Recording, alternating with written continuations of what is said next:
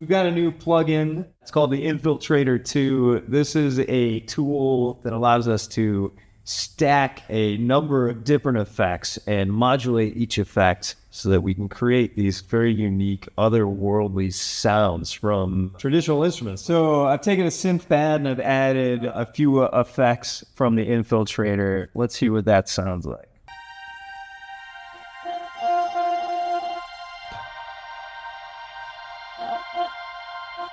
Here's what I've done with a guitar. The kick and snare beat.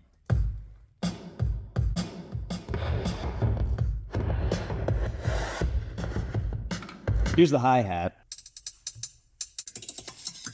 Now let's put it all together.